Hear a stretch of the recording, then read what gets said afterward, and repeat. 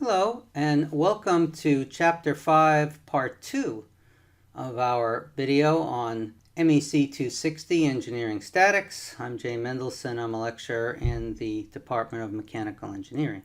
A surface of revolution is generated by rotating a plane curve about a fixed axis.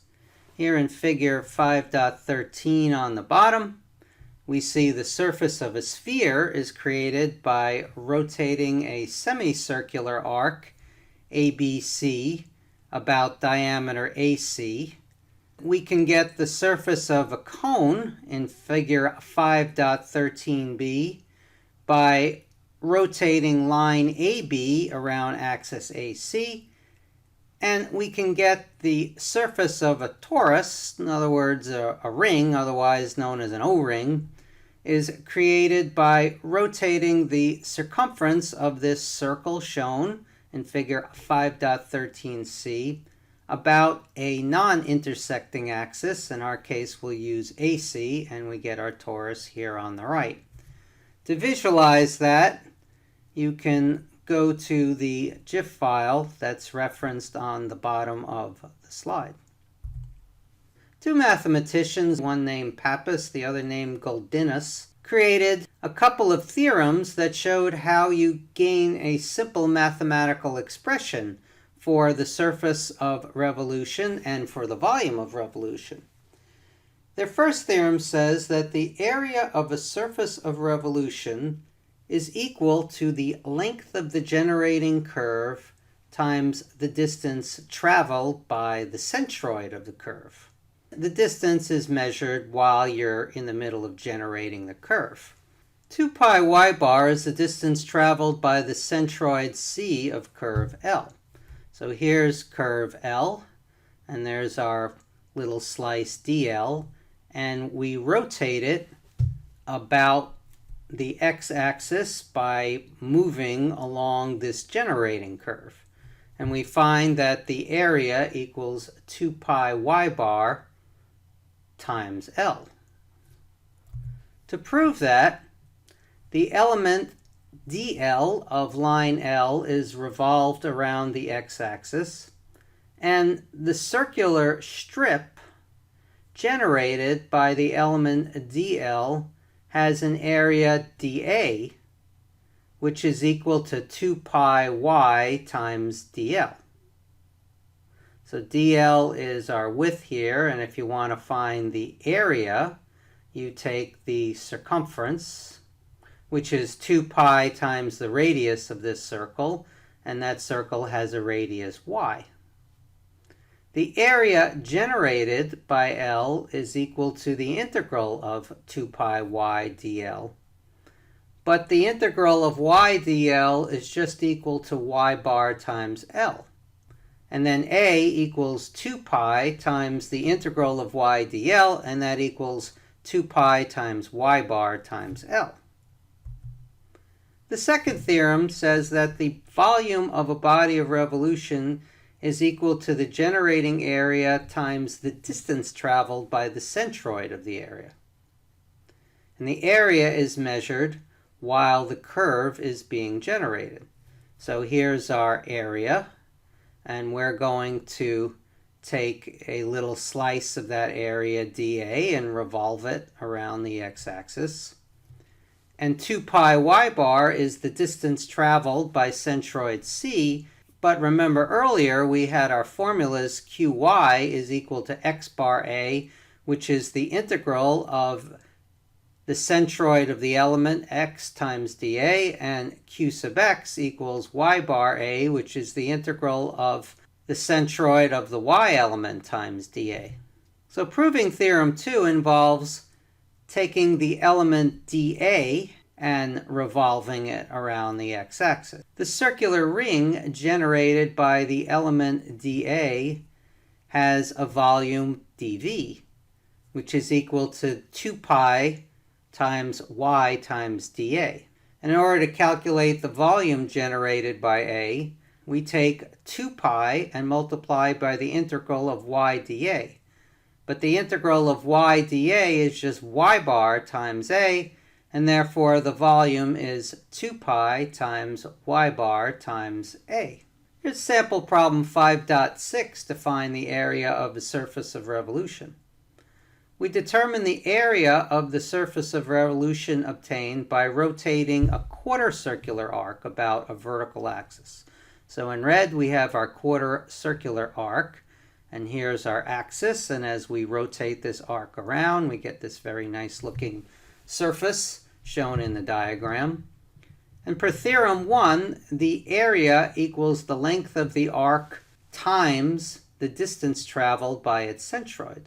The centroid of this arc is x bar, which is equal to 2r over pi per our figure 5.8a for a quarter circular arc.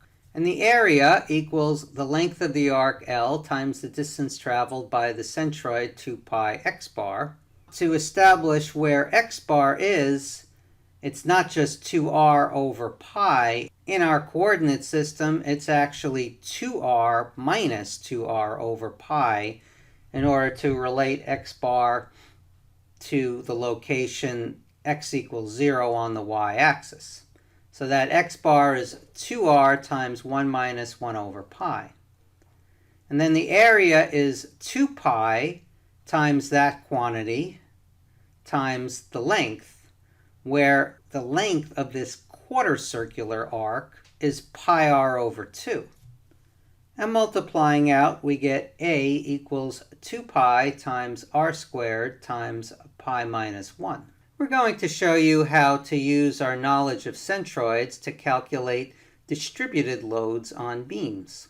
A beam may support a point load, or it may support a distributed load, which in practice consists of objects supported by the beam. In figure 5.17a, we show the distributed load by a load small w per unit length, shown in this blue curve, and we express that load either in newtons per meter or in pounds per foot.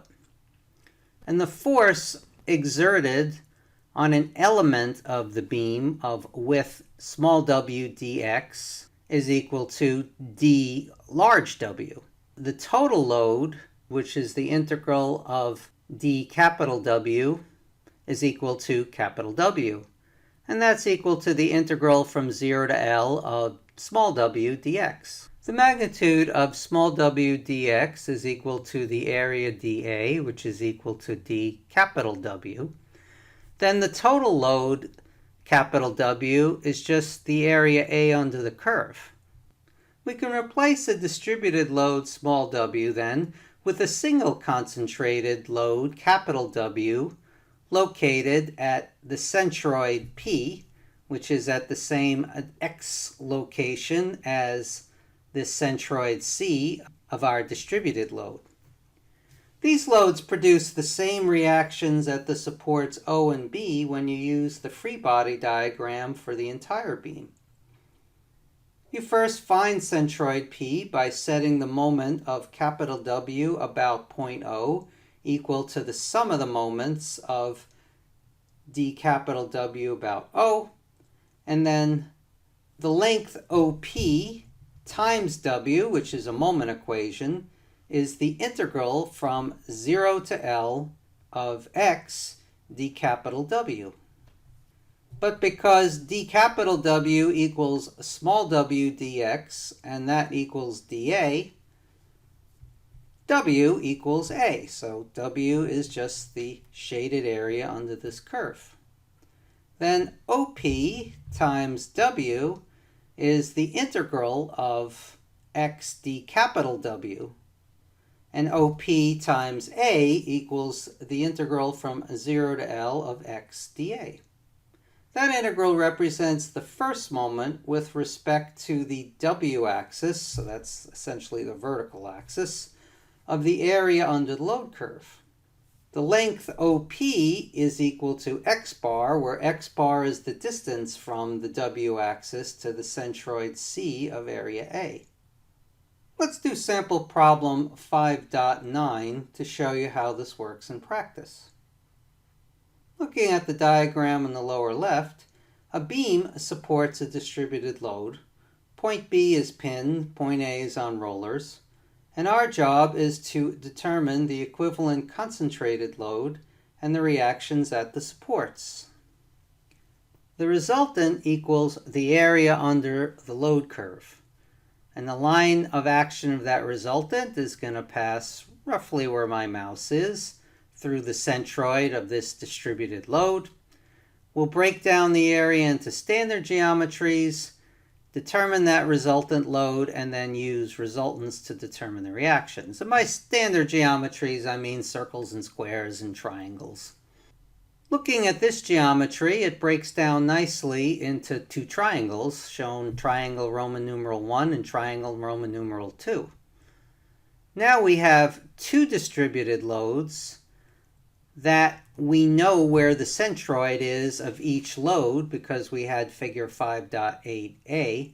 We can use these standard triangular shapes to convert a distributed load to a point load acting at the centroid of the distributed load. Triangle 1 has its centroid x bar 2 meters from point A, and triangle 2 has its centroid 4 meters from point A. We use figure 5-8a to find the centroid and area of each of the two triangles. Y bar is 1/3 the height, where the height is measured from the bottom surface of the triangle to the apex. These two triangles are flipped on their side. In triangle 1, the apex is at x equals 6, therefore y bar is at x equals 2. In triangle 2, the apex is at 0, the base is at 6, so y bar is 1/3 of the way from the base to the apex. 1/3 of 6 is 2, and 6 minus 2 is 4, so x bar is equal to 4. We make a table showing the components of the composite shape, their areas and centroids. The area of the triangle 1 is 1/2 times 1.5 times 6, which is 4.5. The area of triangle 2 is 1/2 times 6 times 4.5, which is 13.5. We have a total area of 18, and that corresponds to the weight of the single resultant force, which is 18 kilonewtons. And we sum x bar A, 4.5 times 2 is 9, 13.5 times 4 is 54. The sum of x bar A is 63, and we take the 63 and divide by 18 to find that the centroid of the resultant load x bar is 3.5 meters to the right of point A. We use our centroids and magnitudes of the equivalent concentrated loads to draw the free body diagram. You can use either the concentrated loads that correspond to the two triangle shapes, or you can use the 18 kilonewton load, which corresponds to the single resultant force. Either of these two free body diagrams will work as long as you use them on the entire beam to find both reactions. Step 4, we decide to use the two concentrated loads, and we sum the moments about A to find reaction By. The 4.5 kilonewton force leads to a moment clockwise about point A with a lever arm of 2 meters, so it's minus 4.5 times 2. The 13.5 kilonewton load has a lever arm of 4 meters, also acting clockwise, so another negative sign. And By acts counterclockwise, so plus By times 6 meters from point A, and By equals 10.5 kilonewton. Then, using the two concentrated loads, we sum the moments about B to find reaction A. Now the 4.5 kilonewton load has a lever arm of 4 meters away, 6 minus 2, from point B, and it's acting in the counterclockwise direction, hence the positive sign.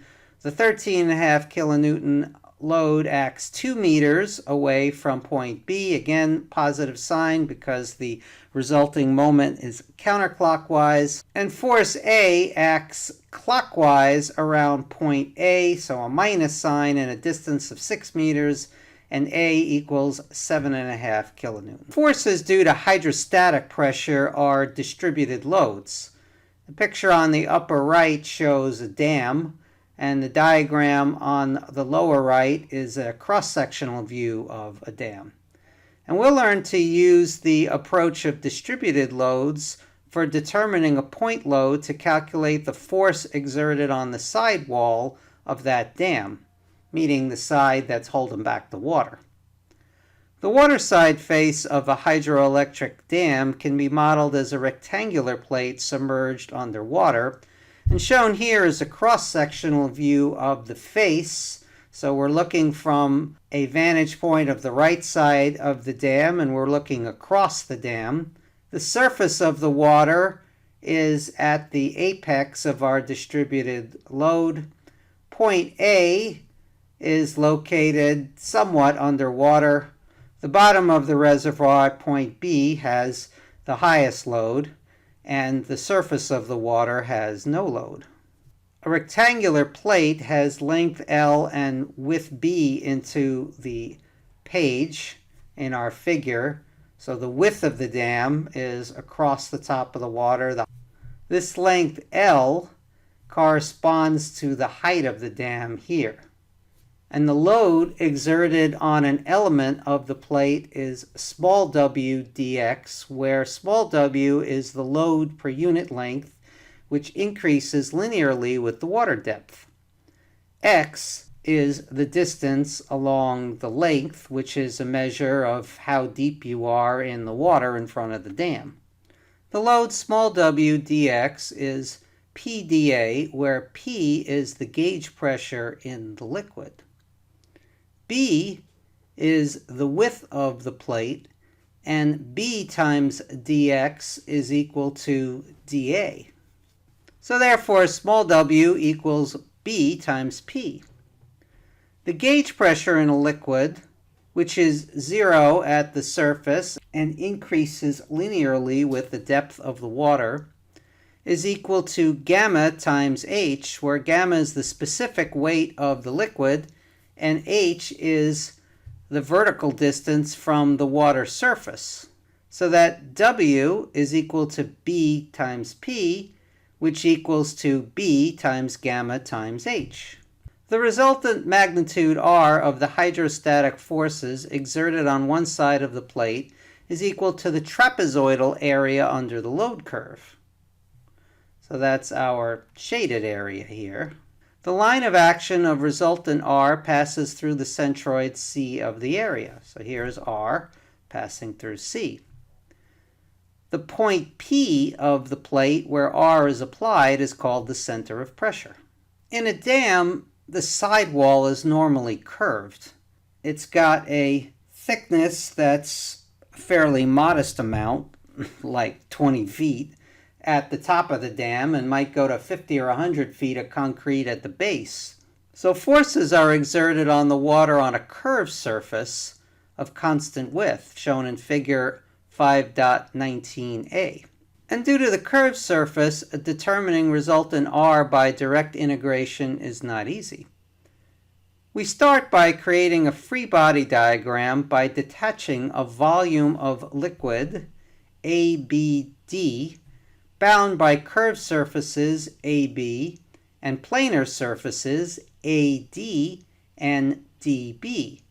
And in the free body diagram, there's 4 forces acting on that volume. They are W, which is the weight of the detached volume of liquid. R1 is the resultant of the forces acting on AD. R2 is the resultant of the forces acting on BD. And minus R is the resultant of the forces exerted on curved surface AB.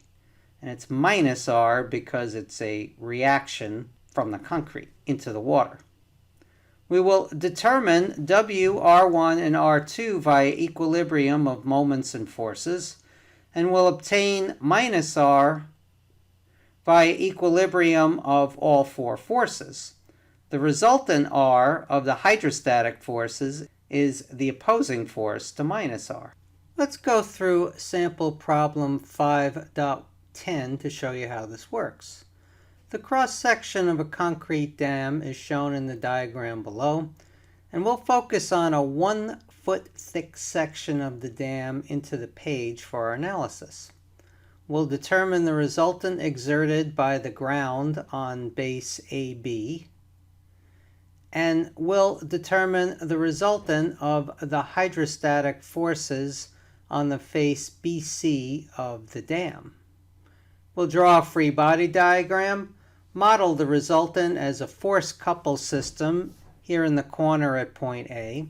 We'll find the force of the dam on the water, BC, which is opposite to the force of the water on the dam. And two key numbers are the specific weight gamma of concrete is 150 pounds per foot cubed, and the specific weight of water is 62.4 pounds per foot cubed.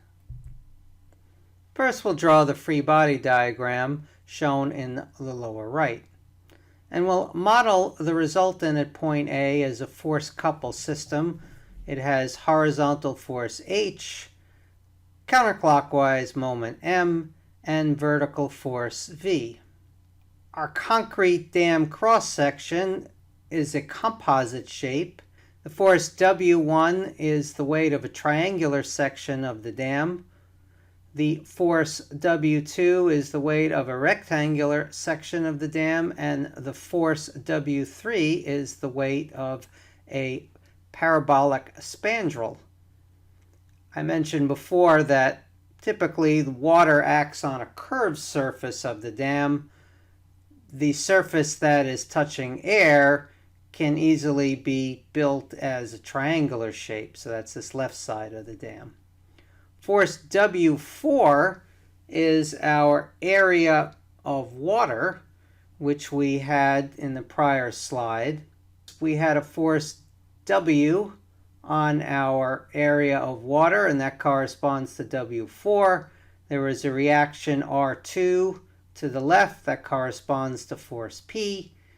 In this problem, there's no force R1 because CD is the top of the water, and R1 is just atmospheric pressure, which is nothing compared to the water pressure, so it's being ignored. And minus R is the reaction in the dam pushing back on the water, and that's what we're going to solve for. Now we'll calculate the weight of the components of the dam, W1, W2, and W3. All three of them use the specific weight of concrete is 150 pounds per cubic foot. W1 is a triangle, 1/2 times the 9-foot base times a 22-foot height times 1 foot into the page times the 150 pounds per cubic feet of concrete gives a weight of 14,850 pounds. W2 is a rectangle of 5 by 22. And W3 is a parabolic spandrel, and that had an area of 1/3 times base times height, where the base is 10 and the height is 18, and W3 has a weight of 9,000 pounds. Now we have to calculate the weight of the water as represented by force W4. Water has a specific weight of 62.4 pounds per foot cubed. It's what's called a semi-parabolic area, which from our table has an area of 2/3 AH, where A is the width and H is the height. So 2/3 times a width of 10 and a height of 18, 1 foot into the page, times gamma is 7,488 pounds. Next, we'll calculate resultant P of the pressure forces exerted on section BD, here's BD, by the water to the right of BD. The load small w of water is equal to B times P, which is equal to B times gamma H, where B is the width into the page, which we're taking as 1 foot. So that W equals 1 times 62.4 times 18. Force P is the area of the triangle times small w, and that's 1/2 of 18w. So that P is 1/2 times 18 times 1 times w times 62.4, and that equals 10,109 pounds. When we sum the horizontal forces to find reaction H at point A, we find there's only one horizontal force, so that's P. So H equals P. When we sum the vertical forces, we've got 4 of them, W1, W2, W3, and W4, shown here on the right with their values. Force V, acting up at point A, has to balance those 4 forces, so V equals 47,840 pounds. Now we'll sum the moments at point A to find moment M. And in equilibrium, the sum of the moments around point A is 0. First moment comes from W1, acting at its centroid 2/3 of the way from its apex, which is 6, times 14,850 feet, and that gets a negative sign because it's clockwise. W2 has a load of 16,500 pounds, acting 2.5 feet from point E. So you take the 2.5, add it to the 14 to get from point A to point E. And that force is acting clockwise, hence a negative sign. W3 is acting at its centroid, which for this parabolic spandrel shape is 3/10 times its width, which is 3. And we add that to the 14 to get the lever arm, so minus 9,000 pounds for the weight of W3 times 17 feet is the moment of W3 acting around point A. For W4, the centroid of the force is located 3/5 of the way from the point C. We had the formula Y bar for that shape, CBD is equal to 3h over 5, but this shape is actually rotated 90 degrees from table 5.8, so in our diagram it's actually X bar. So X bar is 3h over 5, which is 3 times 6 plus 4 over 5, and W4 is located 6 feet to the right of point C, and then that is 6 plus 14 feet, which is 20 feet to the right of point A, and hence W4 has a lever arm of 20 feet. It's got its load of 7,488 pounds, and it gets a negative sign because it's also acting clockwise about point A.